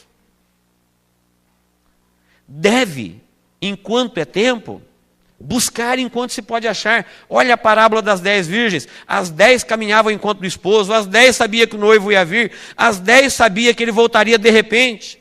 Só que quando chegou a hora de falar, chegou o noivo, é agora, vamos subir, faltou azeite. Azeite é símbolo do Espírito Santo. O Espírito Santo de Deus na nossa vida é a prova que eu tenho da parte de Deus, é o sinal da minha dispensação. Pode olhar na sexta dispensação que o sinal de Deus que eu tenho, que eu não fiquei abandonado neste mundo e que Ele vai voltar para me buscar, é que Ele deixou um selo de propriedade na minha vida, chamado Espírito Santo de Deus. Se a pessoa, no dia do arrebatamento, não tiver o Espírito Santo de Deus na sua vida, ele vai ficar. Mesmo que o mundo todo diga para você que você vai. Agora, se você tiver o Espírito Santo de Deus fluindo no seu coração, se você sente contato com Ele, comunhão com Ele, a certeza de salvação, se você sabe que Ele flui na tua vida, que você está dentro deste reino, e este reino está dentro do seu coração, pode o mundo todo falar que você é louco. Quando a trombeta tocar, você vai desaparecer diante dos olhos do mundo. Portanto, não temos que fazer os costumes da nossa cultura. É preciso ter o Pentecoste de Deus ardendo dentro da nossa vida. Queridos, eu fico imaginando este mundo meia hora depois do arrebatamento. Eu fico imaginando este mundo um dia depois do arrebatamento. Quando alguém chegar na igreja e achar uma Bíblia, que ele vai achar, quando ele achar um pastor, ele vai achar, você só não vai me achar, em nome de Jesus não vai me achar. Mas vai ficar pastores aqui. Vai ficar membros também. E quando você achar, eles vão folhear a Bíblia de um lado para o outro e vai dizer, mas agora já foi. Fome de Deus na terra. Diz que correrão de um lado para o outro, do Oriente para o Ocidente, viajarão de um lugar para o outro, gastarão fábulas atrás disso que hoje a gente esfrega no nariz deles e eles não querem. Deus. Seu amor, sua revelação. Isso que hoje a gente fala não custa nada. Abra o teu coração, dê uma oportunidade para Ele, dê um tempo para Ele, dê a sua primícia para Ele. As crianças vão desaparecer. É esposa procurando o esposo, é esposo procurando a esposa, é pai procurando o filho, é filho procurando o pai, e o relato será sempre o mesmo. Um povo desapareceu. Quando alguém ligar para outra cidade, um povo desapareceu. Se ligar para a capital, um povo desapareceu. Se ligar para o outro país, eles vão descobrir através do fuso horário que este povo desapareceu no mesmo dia, na mesma hora, no mesmo minuto, no mundo todo. É o cumprimento daquela palavra profética: estarão dois no campo, será tomado um e deixado o outro. Estarão dois numa cama, será tomado um, será deixado o outro. Eu já vi gente dizendo assim: dois no campo, Jesus volta de dia. E já vi outro dizendo: dois na cama, Jesus volta de noite. Deus é pai da geografia. Ele sabe que se aqui é dia, lá no Japão é noite. Se aqui tem dois no campo, lá tem dois na cama. Enquanto lá dorme, aqui trabalha. Enquanto aqui dorme, lá trabalha. É que a trombeta vai tocar no mundo todo, na mesma hora. Quem estiver dormindo vai ouvir. Quem estiver correndo vai ouvir. Quem estiver brincando vai ouvir. Quem estiver orando vai ouvir. Assim como os judeus vão ser colhidos na Palestina um a um, os salvos de Deus não ficará um nessa terra. Ele vai dizer: o meu Criador me chama e vou embora. Se alguém estiver conversando com ele, vai ouvir, acredito que mais ou menos assim: glória a Deus e aleluia, e vai embora. Eu disse no seminário passado e repito, que a maior empresa aérea americana já não escala mais 2 pilotos cristãos no mesmo voo. Por quê? Ela teme que Jesus volte durante o percurso. E ela não quer indenizar muita gente.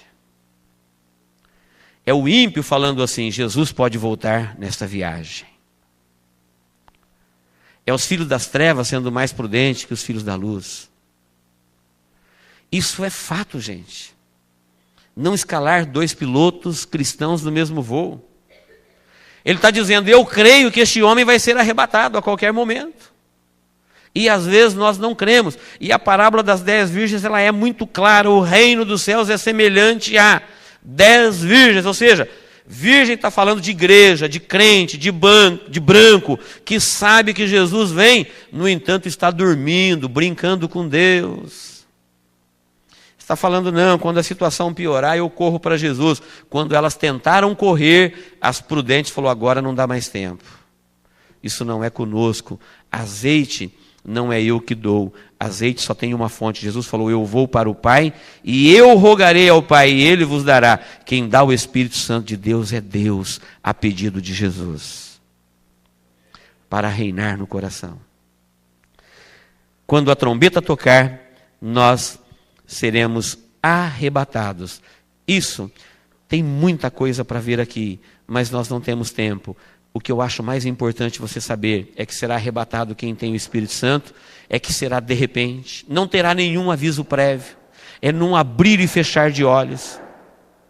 Não vai dar tempo para reconciliar, não vai dar tempo para orar, não vai dar tempo para buscar ajuda, não vai dar tempo para fazer uma ligação. Eu disse que as pessoas que estavam se agarrando em paus, em árvores, no dilúvio, uma cena triste, violenta, chocante, não é para comparar com a cena que nós vamos ter aqui depois do arrebatamento da igreja. A Bíblia diz: ai dos moradores da terra. Quando Deus diz ai de alguém,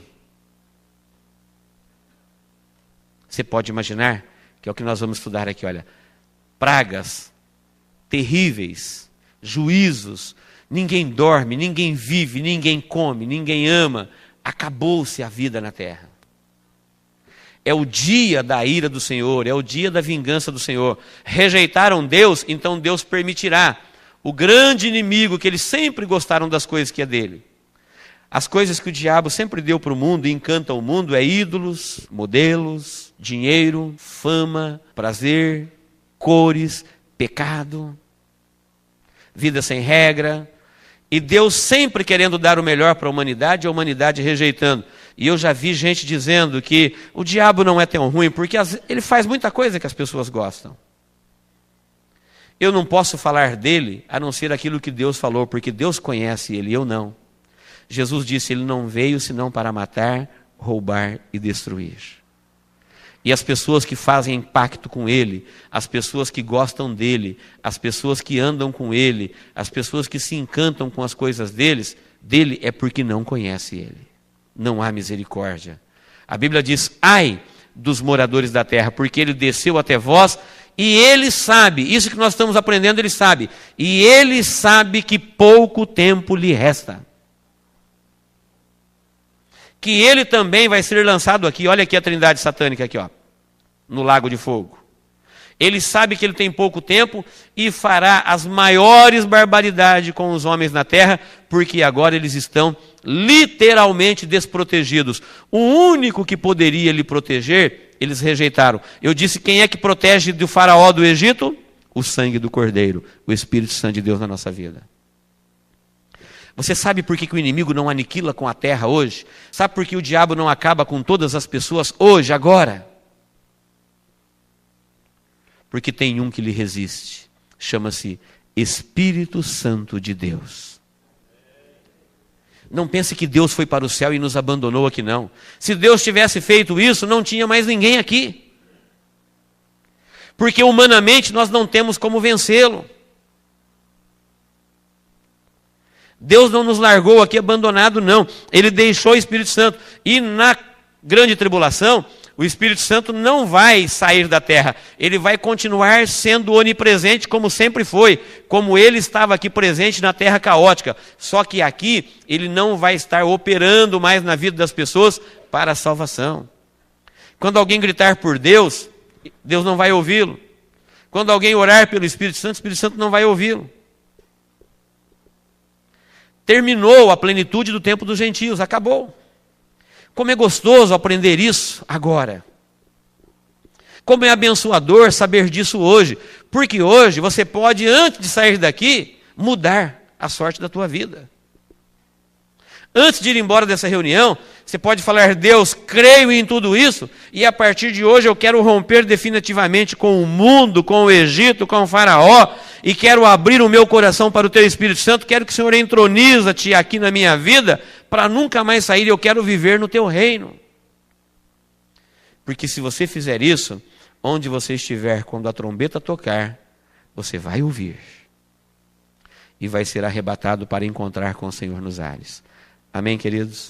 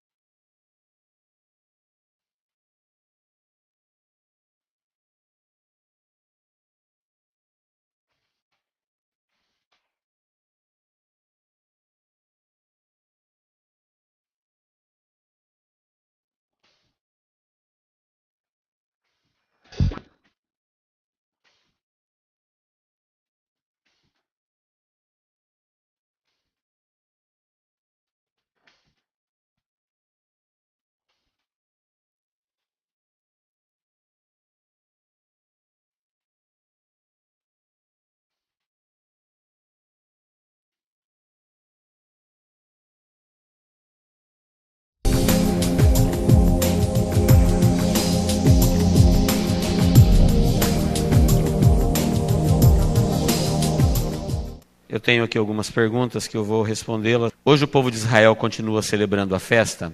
Não. A partir do ano 70, depois de Cristo, Israel foi expulso de sua terra, seu templo foi destruído, eles voltaram para lá em 1948, começou o movimento sionista, em 1948, movimento que cresce a cada dia, existe até hoje.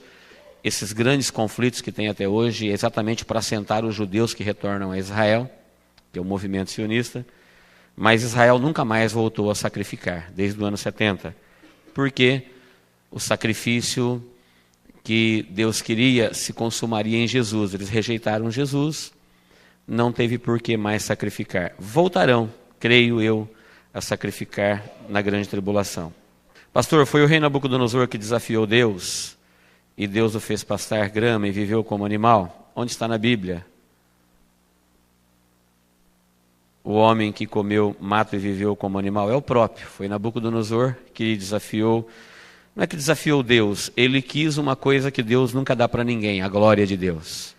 Ele olhou para a Babilônia, ele era o cabeça de ouro, o maior império que o mundo já teve, seu domínio era muito grande, era a terra toda, o mundo civilizado era dele, e o seu palácio era muito rico, e ele olhou para a Babilônia e disse: não é esta a Babilônia que eu edifiquei para a minha glória? Neste exato momento, ele foi julgado por Deus e passou o seu sentido, e ele comeu grama com os animais, cresceu pelo, cresceu unha, e depois, quando voltou o seu sentido, depois de 7 anos, ele deu glória a Deus e reconheceu que Deus tem o domínio sobre todas as coisas. Então tem 2 perguntas aqui que é igual. Quem é que teve a visão da estátua e quem foi o rei que comeu o animal? Foi o mesmo, foi Nabucodonosor que teve a visão da estátua e foi ele que viveu como animal, comeu como animal, pastou. Tudo isso está em Daniel capítulo 2. A seguir, você vai encontrar isso no livro do profeta Daniel, capítulo 2 a seguir. Pastor, esses mortos que morreram condenados antes de Jesus nascer estão no inferno até hoje, nunca sairão de lá? Eles sairão. Não sei se você prestou atenção, quem fez a pergunta, que na primeira ressurreição ressuscita só os salvos, no arrebatamento da igreja. Os perdidos, desde Adão até o último que vai viver na terra, ressuscitarão juntos, numa só vez. Será uma ressurreição coletiva, chamada na Bíblia de segunda ressurreição. Então todos que morreram sem salvação, eles serão ressuscitados, ressuscitarão juntos. É a segunda ressurreição, olha aqui. Eles ressuscitarão, então, respondendo a pergunta, eles sairão daqui, mas não sairão para ter oportunidade. Passarão pelo juízo do grande trono branco, serão julgados, porque Deus não comete injustiça. Quem foi para o céu e quem foi para a condenação, passarão pelo juízo do grande trono branco ou pelo tribunal de Cristo, e ficará provado para qualquer ser humano que todos tiveram oportunidades iguais. Quem com lei pecou, com lei será julgado. Quem sem lei pecou, sem lei será julgado. Então aquele que pecou tendo muita revelação, será julgado como quem teve muita revelação. O ímpio, o não alcançado, aquele que seguiu a consciência, a natureza, porque os céus revelam a glória de Deus, será julgado de acordo com o seu conhecimento.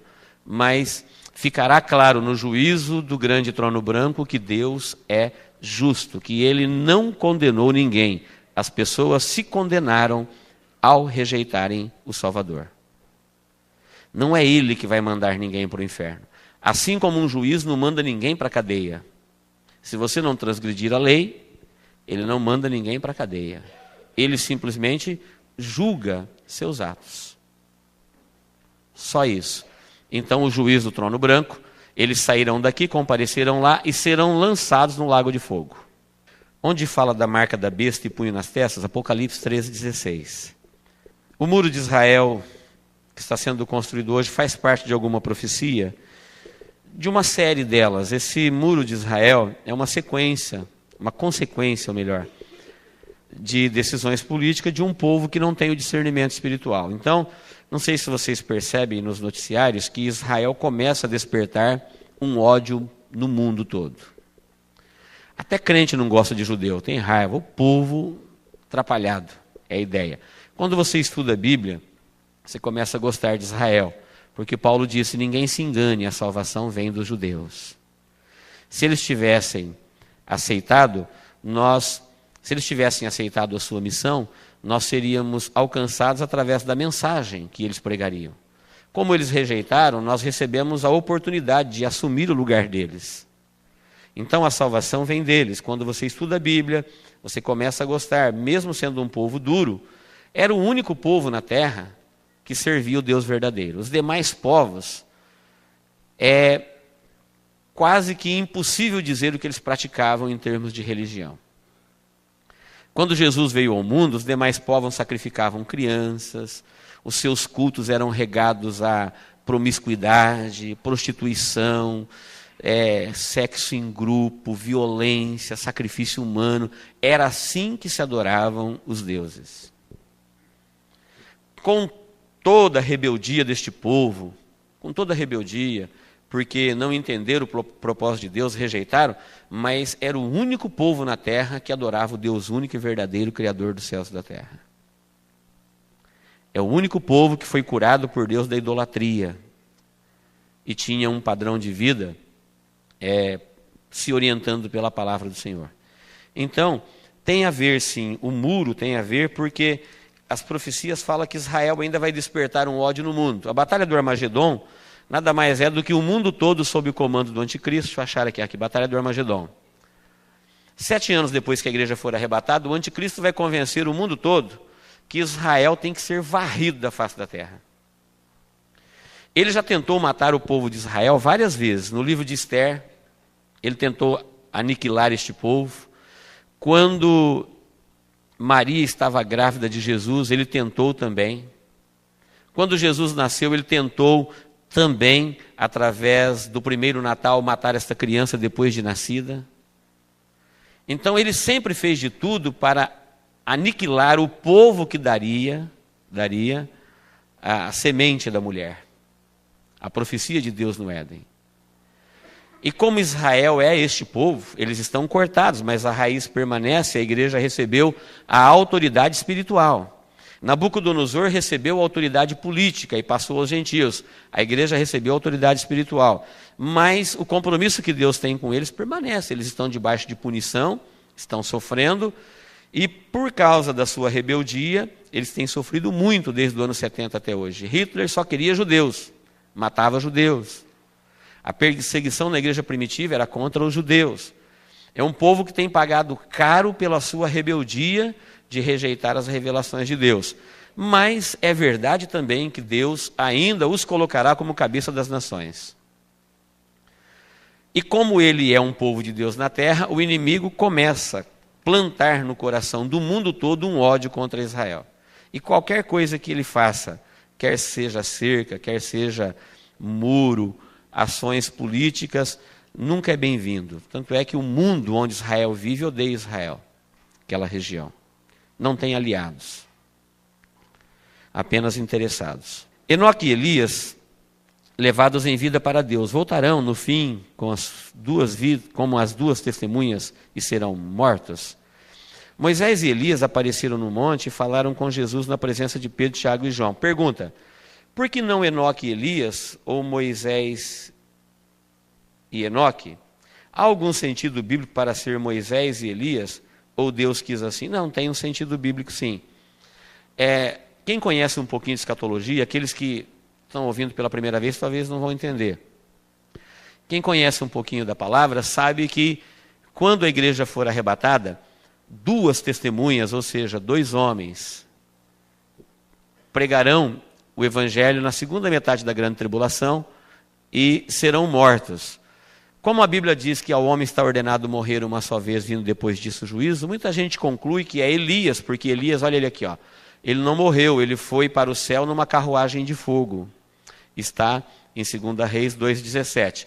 E Enoque, conforme nós já estudamos em Gênesis 5,24, foi trasladado para não ver a morte. Eu tenho dito com bastante firmeza até, que as 2 testemunhas que vão pregar o evangelho são Moisés e Elias. Não é porque Deus quis assim, é porque é assim. Quando a igreja for tirada, quem vai pregar o evangelho vai pregar para despertar um arrependimento nacional. É ouvindo as duas testemunhas que hoje Elias e Moisés sabe que Jesus Cristo é o Filho de Deus. Israel até hoje não aceita.